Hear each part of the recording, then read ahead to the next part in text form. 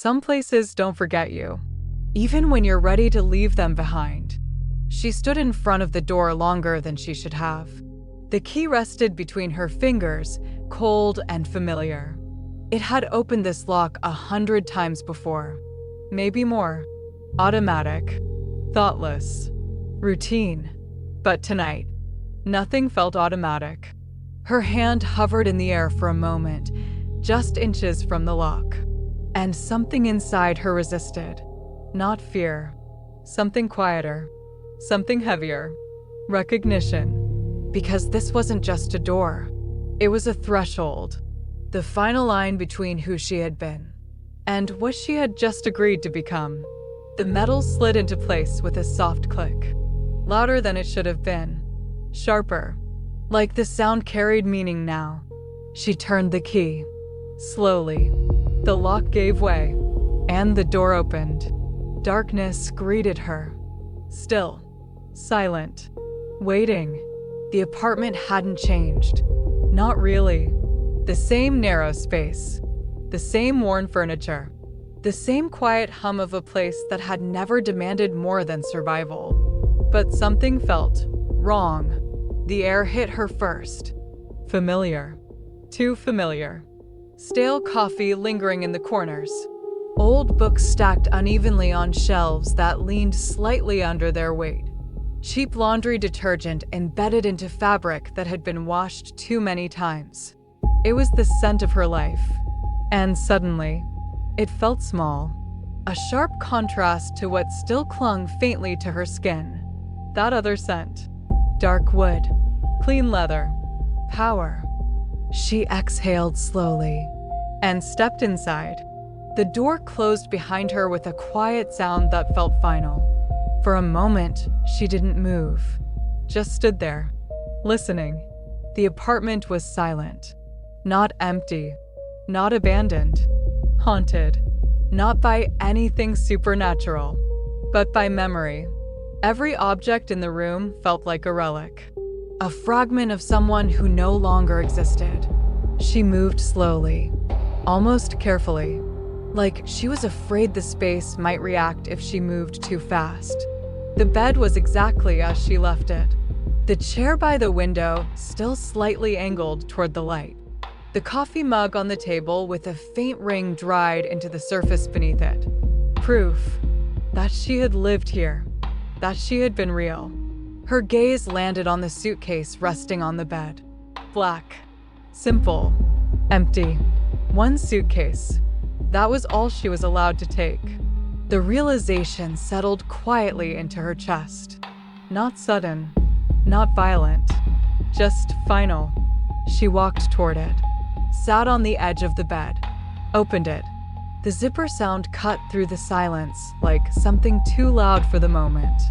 Inside, nothing. A space waiting to be filled or reduced. Her hand moved first. Instinct again. She reached for the sweater draped over the chair. Worn, soft, familiar. It still carried the shape of her, the memory of her. She held it for a second longer than necessary, then folded it, placed it inside the suitcase, carefully, like it mattered. Next came the photograph. Her fingers hesitated when she picked it up. Her mother's smile stared back at her from another time. Another life, one that hadn't been defined by survival, or negotiation, or surrender. A life where she had been just a person, not a solution, not a debt. Her thumb traced the edge of the frame. Slow, deliberate. Then she placed it inside the suitcase. And just like that, it became smaller. Everything became smaller. Memories compressed. Identity reduced. She stood again, moved toward the bathroom. The mirror waited, cracked slightly in one corner. A fracture running through her reflection like something symbolic she didn't want to understand. She looked at herself. Really looked. The red lipstick was still there. Perfect. Unmoved. A detail from earlier. From another version of the night. But now, it didn't look the same. It looked deliberate, like a mark. Her fingers lifted, pressed against her lips. She turned on the faucet.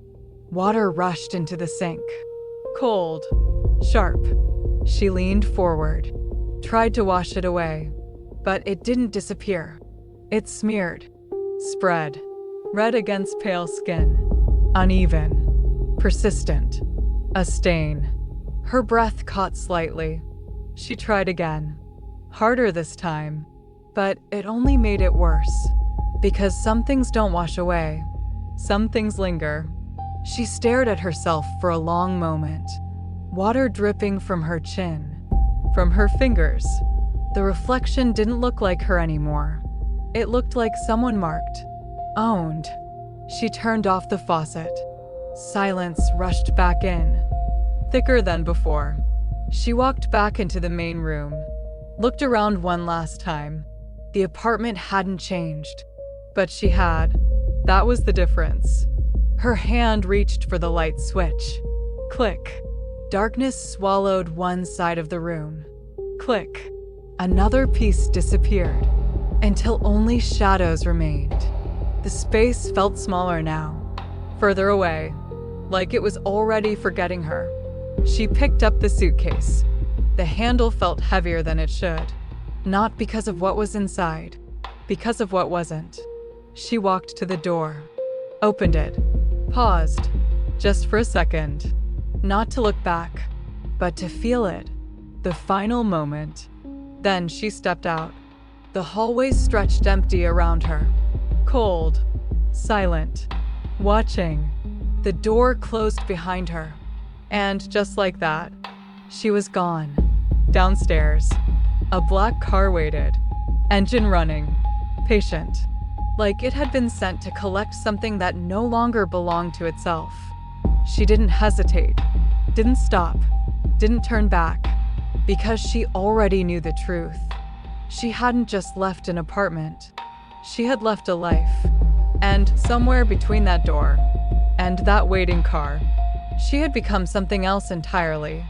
A ghost. In her own story. But the real problem wasn't what she left behind. It was what was waiting for her next.